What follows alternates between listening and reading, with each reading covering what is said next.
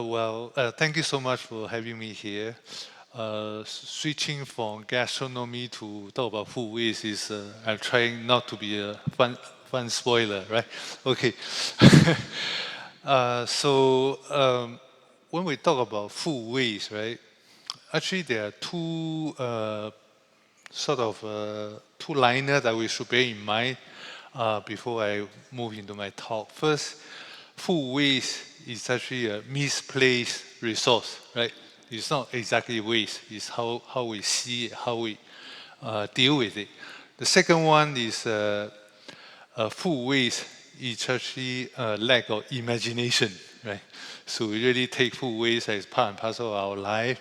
As a previous speaker has eloquently mentioned that food waste is a global problem. It's linked to greenhouse gas emission and affect the food production, affect the distribution, affect our health. Yeah. So so I hope that I use fermentation as an example to connect the two liners. One is that fermentation can bring the value out of food waste. Second, fermentation can let us see, thank you, can let us see there are many solutions around us. Yeah.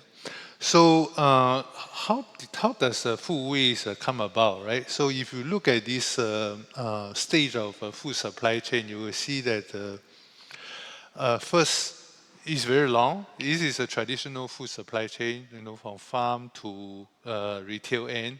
It's super long. Along the way, you have food loss, you have food waste. I will not go into details.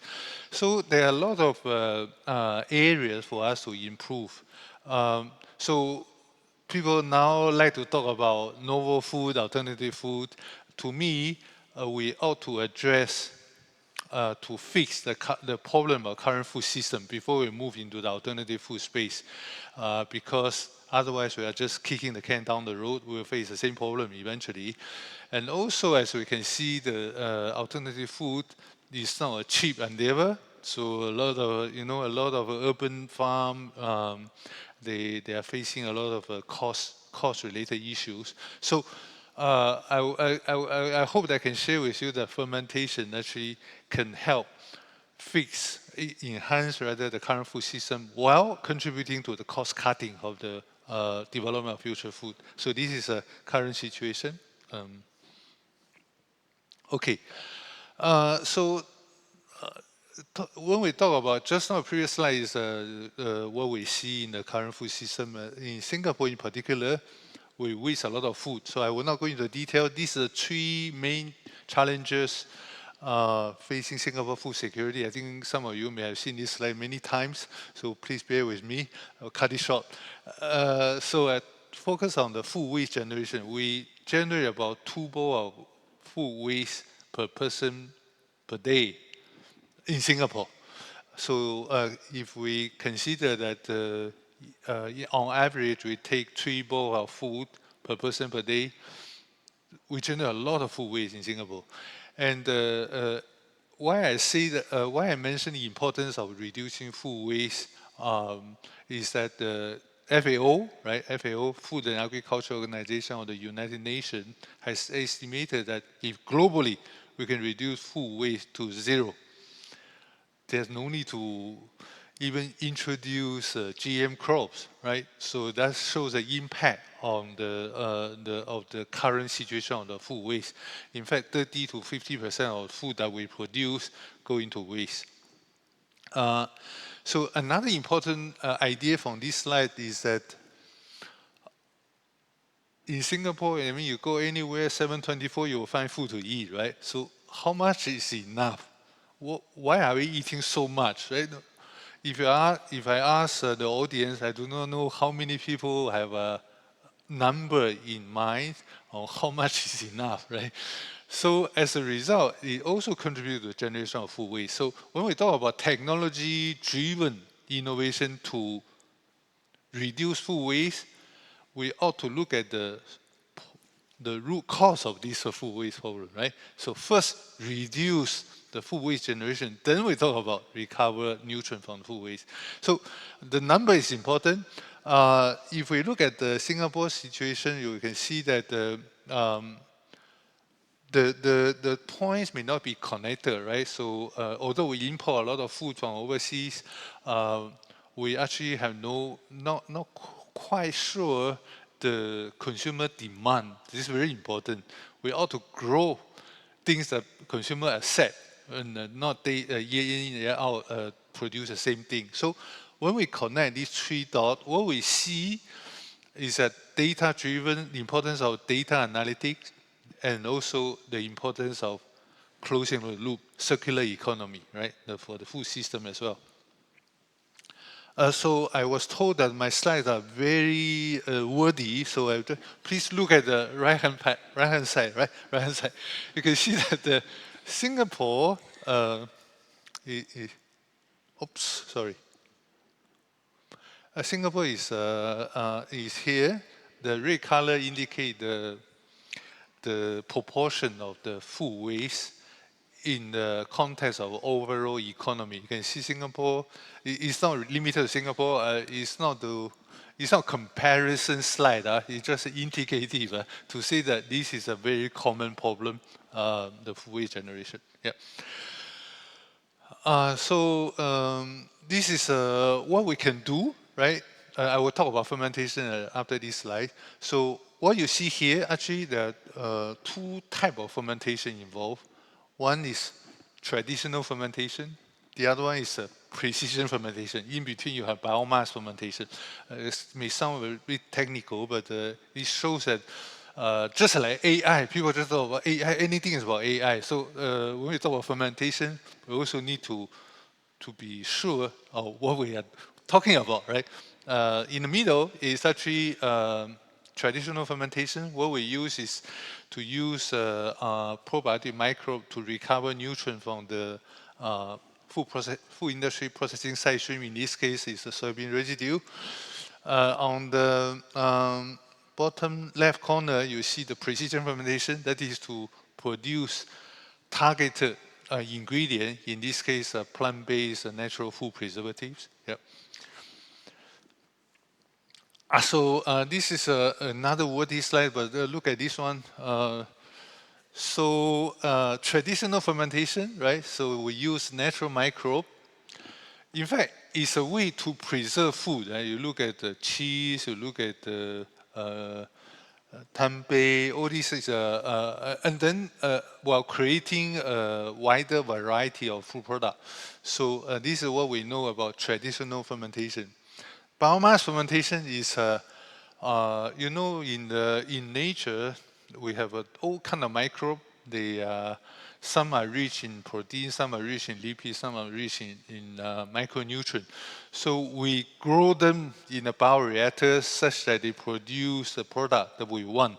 So this is what we define as a biomass fermentation. Some examples we know, like corn, right? The microprotein that you already find in the market, a supermarket, is one example.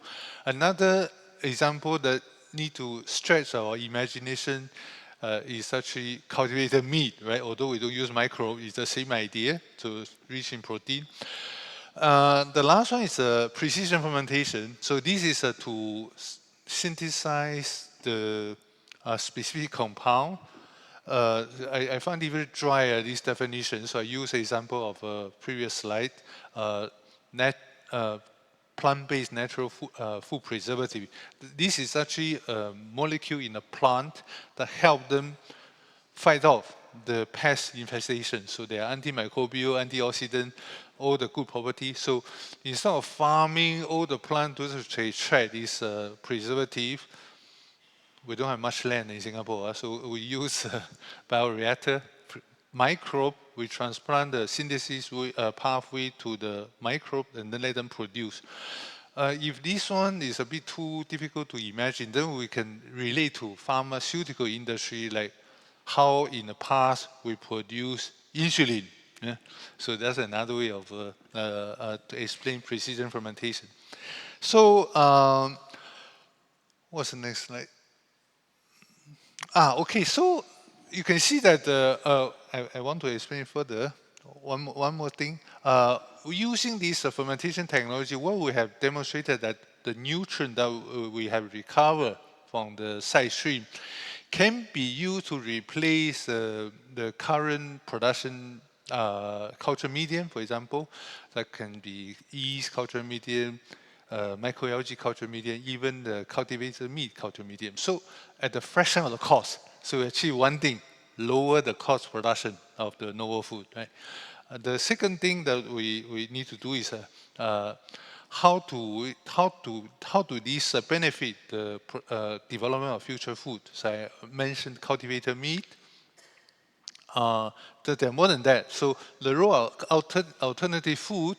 So I will not mention anything in particular, but you can see that the plant-based meat we talk a lot about. Cultivated meat also have been discussed. I just mentioned to you biomass fermentation and precision fermentation. I like to highlight that a lot of times when we talk about development of a cultivated meat or novel food in general, it's very high tech, plant-based strategies and that, and then add this ingredient, that ingredient to make it a consumer, to please the consumer. But we should not forget that a lot of nature-based solutions around us. You don't have to go to just develop technology to make it very high tech. So some examples, this is me eating insect. It's delicious in Thailand. So seeing is believing, right? Okay, so mushroom is another example. Just now, a gentleman mentioned mushroom as a nature-based solution. I totally support this direction because mushroom you have everything. Yeah? You have micronutrient, you have protein, you have lipid, then you have depending on the cooking condition, then you taste like chicken. They can taste like chicken, can taste like other meat. So you don't need to add so many different ingredients to make the alternative food closer to something that you try to replace. So this is under microalgae. I will not spend too much time on it, but someone mentioned that the cultivated meat, the culture medium is a big headache. In fact, microalgae can come to the rescue because why? Microalgae can grow in many different culture medium, including the used medium for cultivated meat industry. And then they can also replenish the nutrient in the cultivated meat culture medium. So in a way, you create a circular system without disposing of all these used medium in the environment. So this is what I see of course, microalgae have other things that benefit as a future food that I would not have time to mention here. Very good summary, right? Okay.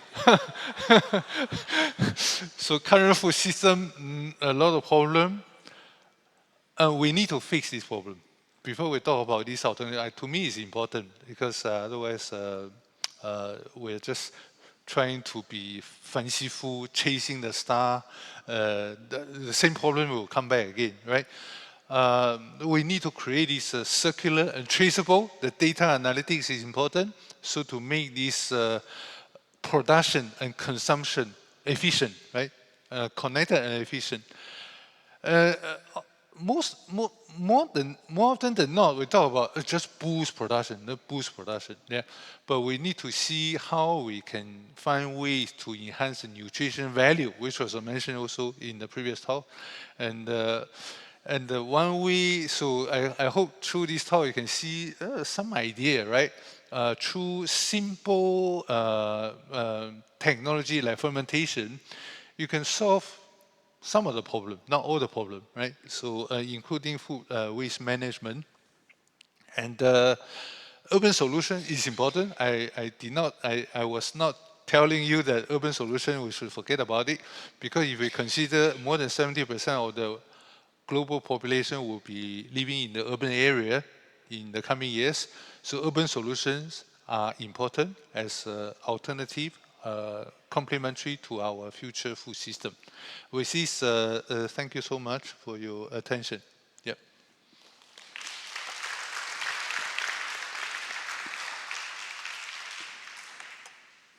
Thank you, Professor. So I guess we'll tackle a couple of these questions here. If governments are also aware of the issue of food waste particularly, and there's so much of these methodologies that are available, and a great body of work, and a lot of it's a great body of work is yours, how come we don't see a lot of them being implemented on a larger national scale? I would say this question is a very good question, but Singaporeans are very impatient. Huh? So we talk about 30 by 30, everybody look at it, hey, how come what's 30 by 30? So next food waste so important, how come no large scale? There is effort, there is ongoing effort. So for example, we are working with a local company that is, so I talk about processing side stream, yeah? Soybean residue, all these. But all these sort of laying foundation for a larger scale, like household food waste is actually a much bigger challenge. So there are ongoing effort to convert this household food waste into sort of usable, I will not say because I'm not allowed to say, right? So very, very useful food ingredient, may or may not be for consumers, but it's not like last time we used to hear in the media, feed the insect with trash, and then feed the fish with this insect, then we eat the fish. But, you know, it's not just about trash, it's also about the heavy metal, all the other not so good ingredients from the trash moving into insect, moving into fish, moving back to us. So here we are talking about using fermentation. Is a technology that that is being used to create this larger scale of food waste repurposing. But more importantly, I think, is first to reduce food waste generation. Yeah, yeah, and then from there we can talk about. So the two must complement each other. Two approaches. I don't have any context for this question, but what are your views of 30 by 2030? Is that feasible? So if again, Singaporeans are very impatient. Yeah. 30 by 30, 30 by 30. So I've been asked this question many times. So I come up with an answer. It's very, very objective. I will not say politically correct, but very objective. Is that number give us something to go after. You see, when you start running, you don't immediately say, I will run full marathon. People say, are you crazy? You say, I start with 5 kilometers. Feasible, right? Then after a while, you say, I do half marathon. Whether you make it or not, within 6 months or not, doesn't matter. I think the effort is there, right? So build the momentum, build the awareness, then that's how we rally effort together. Ultimately, could be 30 by 30, can be 40 by 40, but it's a number that, you know, people must have some goal. A target? Yes, Yeah. a target, yeah. Yeah, so actually, if you don't mind, could you explain to me what 30 by 2030 is? I don't have an idea. Oh, okay. Okay, so Not from here. 30 by 30 is to, are you from government agency? No, you're not. So it's 30% of nutrition need by local production by 2030. So important key word here is a nutrition requirement. You see, it's the quality, not the quantity. But then I would say we should go one step further, because you eat nutritious food, be it from the beef steak or from cultivated meat. If you don't exercise, what is the point, right? So ultimately, all these food systems should be extended into one health, to the benefit of consumer health. That is the end goal, not how much I eat, how good I feel. It must have translate into something measurable. That is better health. Yeah. So that's interesting. You're talking about nutritional value as well. Can you tell us how more solutions like fermentation, urban farming can address nutritional value needs? Interesting question. Urban farming. Okay, so fermentation, for example. The good thing about fermentation is not just bring back, retrieve a nutrient from the substrate. Substrate can be raw material, can be side stream or whatever. But you also bring about micronutrient, value of micronutrient, because microbe, when they grow, they will produce vitamin, for example, like in our gut, yeah, in our gut, the vitamin is produced, also antioxidants, short-chain fatty acids, all these are beneficial stuff we call micronutrients. So this enhances the value of nutrition value of the food product. Yeah. Right. So someone who is aged 5 would like to know, could you explain the difference of bio and precision fermentation? Okay. But the person is 5. Precision fermentation, Biofermentation and precision fermentation. 5 for me is a long, long time ago. Even my kids a long, long time ago. Even for my kids a long, long time ago, 5 years. Biofermentation, how do I put it? Maybe let's go for cooking 6. rice. 6 years old?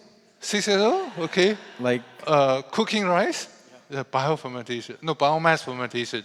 Precision fermentation, just eat the chocolate, only the chocolate, nothing else. No, maybe not, I don't know. that's a tough one. Any other questions? Yeah, I think we're going to do like just one more, and I Yeah, think okay. Harriet would really like to know what your favorite fermented food is, and do you make kimchi at home? What is my favorite fermented food? Used to be beer, but give up long ago because it used to be beer, but I give up for the health benefit. Yeah. So I lost 12 kg over 4 years. Yeah.